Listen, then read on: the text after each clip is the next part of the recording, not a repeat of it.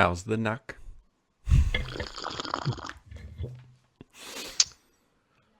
I've almost given up on the new Nook. I think it's dead. Hmm. The older Nook, which isn't that old, it's like a couple of generations. Actually, what is it? I for now, I mean, I just got to get work done. Yeah, it's an eighth gen, so it's not old at all. Like it's fine. It's like this is. Well, I mean, not that bad of a machine. it's the previous gen. Like I didn't mean to suggest it was old. It's not old. But 16 gigs of RAM. It's got a SSD, whatever. So for now, I've turned off power management and I turn off the display when I leave it. I just need it to stay on and work, and I want to compact and have my windows be in the right places. I know this is like a stupid thing to even have to say. I'm embarrassed by it. I want it to be different. I'm seriously considering going to like a docked laptop situation or something and just saying goodbye to this kind of thing, because I love the Nook. Like I love it. Yeah.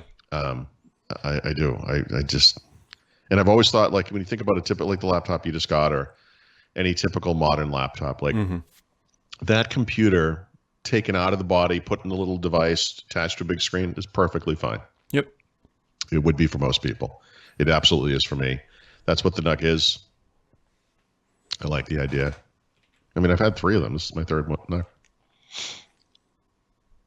But, I've had a bunch of Pixel phones too, and those haven't exactly worked out, have they? So I guess I make lots of good decisions. Yeah, I was going to say you're just the peak of tech purchasing. You should. Yeah, just pay attention to what I'm doing, and then do something else. The inverse.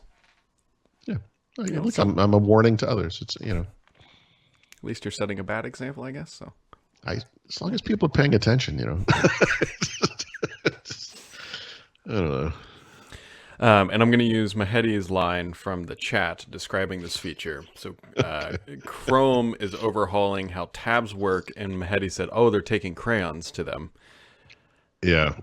So here, look, my reaction to this feature is I'll never use this, right? For the same reason I never use the set aside tabs feature for Microsoft Edge, which is somewhat similar, or any of this nonsense. Like I sometimes have a lot of tabs.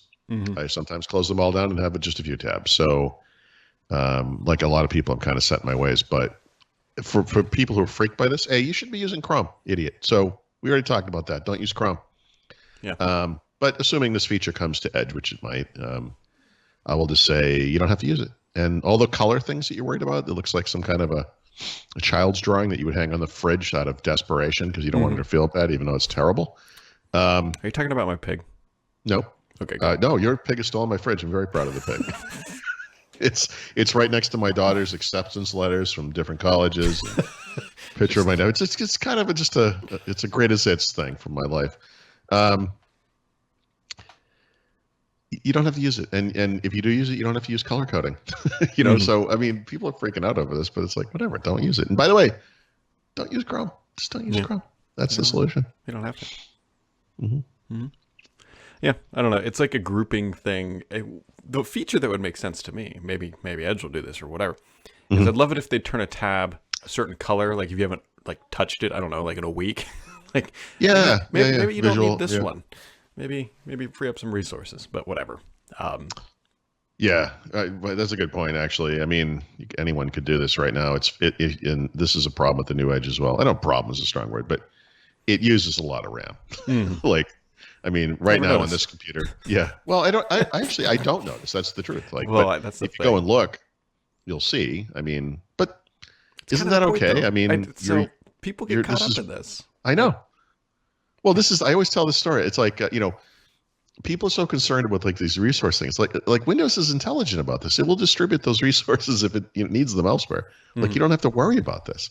Yeah. And what this reminds me of is like years ago, my son, who was obviously as a younger person, much better at Call of Duty than I was, we were playing in a game and he's running around. I think he was holding on to like the tactical nuke that, ends the game or whatever. And I'm like, what are you doing? Use it. And he's like, I'm holding on to it. I'm like, why? And he's like, I don't want to waste it. I'm like, it ends the game. Like you may not be able to use it if the game ends. Like you don't save it. Yeah. It's it's not a precious national resource. Like it's, anyway, yeah, this is one of those examples of people who are too technical overthinking things. You know what I'm doing right now, Paul? Closing tabs. No, not even that. I am. Microsoft should be able to do this. Mm-hmm. I'm setting up my taskbar on the Surface Book 3 the same way I have it on every other device because Mm-hmm. why would it sync these settings? Oh, don't get me started on Windows 10 sort of settings. Like, I don't want search open. I don't want Cortana open. I don't want task view open. I just want the crap that I'm using. Anyways, whatever. They do that on purpose. They do. So. They do. They do, and I will never get over it. Anyway, someone should write it. Yeah. Yeah. We should call it Windows 10 isn't syncing and just have like a picture of the Titanic on there. Yeah. The other syncing, I mean. Yes. So that is that. I don't know. There's sort of things going on. Microsoft is, I don't know, hanging out at this point, I guess. I don't know where I was going with that. Although there is a new golf game coming out. Earbuds, right? So those review units have gone out as well. Hold on, I was trying to find it. I'm trying to figure out if this golf game is coming out today because I will be buying it. And golf game? A golf game on what? I believe Xbox PGA Tour 2K21, which is potentially Quarantine edition. Is this the version where all they did was they took the last year's game and they took the crowd out of it? Well, see, that's the thing is there really hasn't been like a last year's game. Oh, EA just kind of abandoned the franchise after Tiger Woods stopped being good, and there's another one out there called it's like not Top Golf or some other golf game, which was okay, but the problem was that they didn't pay for any of the licensing, so you had a lot of like the character models sort of look like people, and then there weren't any actual courses that are real courses. But this one, I can't see. This is the image that was shared, which people probably can't. No, Can't see it, but I know that hole. That's the Waste Management Open in Phoenix. The only reason I'm telling you, what's wrong with you? What? Well, here's how I know this, Paulo. Because in golf, typically, right, it's like a quiet game, right? People aren't like screaming at the golfers or whatnot. The Waste Management Open in Phoenix is like the Daytona 500 of golf. Like this is a par 3 and they have it surrounded by the stadium, and like they will literally boo the golfers in their backswing. Like it's like the drunken whatever version of golf, and it's one of my favorite holes because people will just sit there and just scream at these guys, and the intent is usually to get them to laugh. Like it is the opposite of Augusta. It is. I was going to say it's the opposite of golf. Golf is such a teal sport, you know. And that is the one sort of hole on the entire pretty much tour that it's tolerated, and it's usually hilarious because these guys. It's always a pro-am too, so right. Yeah. So this is the what do they call it? The death diving of golf. Yeah, it's always early in the season. It's always just a fun tournament to watch and watch these guys get heckled when they're used to, you get pristine silence during their backswing and just people yelling, "You suck!" like, and God forbid if you miss the green, you will just have to walk all the way down there just getting yelled at and booed, and it's great. So, anyways, I'm looking forward to this. We'll see how it plays out. So. I don't know. You got anything else for today? I'm actually waiting to see if that golf game. I am hoping it's on Xbox. I don't know why it wouldn't be, but no, I don't know. Last night I intended to go back and find what I had written about Halo 2 back in the day because it launched on Windows Vista only back in 2007, and then actually, which is the same year that Halo 3 came out on Xbox 360, by the way, which should tell you everything about Microsoft's commitment to the PC back then. I couldn't find anything I found a couple things, but it wasn't really that great. And then I found some stuff from the original release of Halo 2 on Xbox. And I was like, I don't know. But in the course of looking for that, I found this, it's like a 10,000 word interview I had with Jeff Henshaw of the Xbox group about 6 months before the 360 launched. So I posted that last night.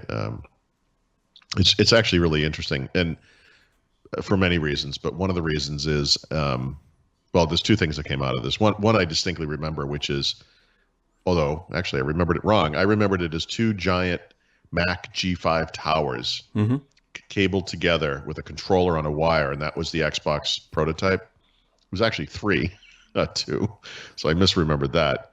But they had just announced the body, so they'd shown like a picture of the little white box, that they eventually shipped it in. And I remember saying to him, I don't understand how you're going to fit that thing in that little thing.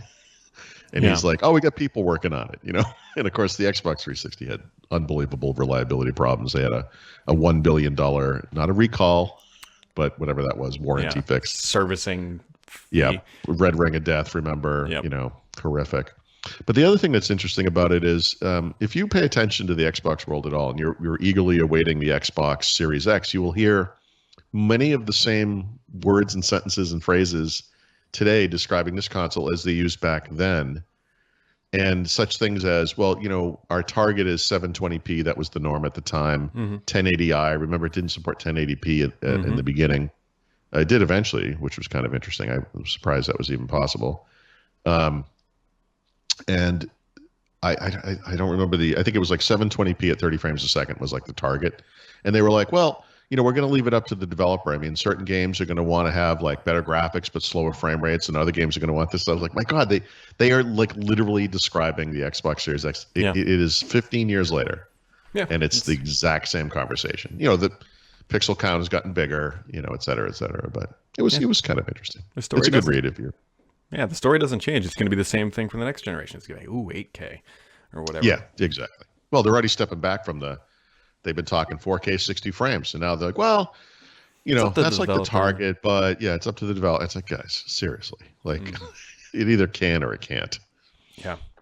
So anyways, today's Thursday, January 7th. Today's Thursday. Yes, it is Thursday. Hate you.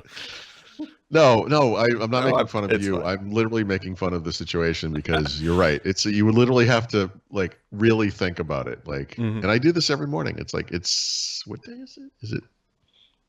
I was thinking about your sushi last night because I was like, man, I should go get food, and I ended up having hot dogs.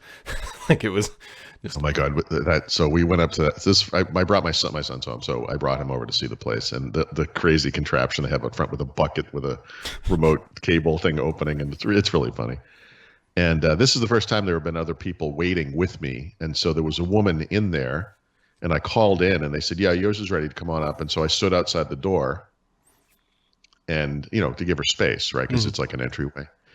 And this woman in the car next to us gets out of her car and just walks into the little room with the other woman. And I was like, excuse me. Like, and she goes, oh, my order's ready. And I said, yeah, so is mine. It's like, and she's like, and then she just stayed in there, and I'm like, I don't, people. The way you just described that bucket thing, I just imagine you like a seal or like a killer whale in a pool, and they come around with a bucket, like, and you're just like, burp, burp. Yeah, exactly. And there are fish in it, just like at SeaWorld. It literally might be a prop from, Shamu or whatever his name was. Paul's just sitting there with his mouth open, just waiting, like, just here we go. Exactly. Throw the sushi inside. Oh, so good. So good.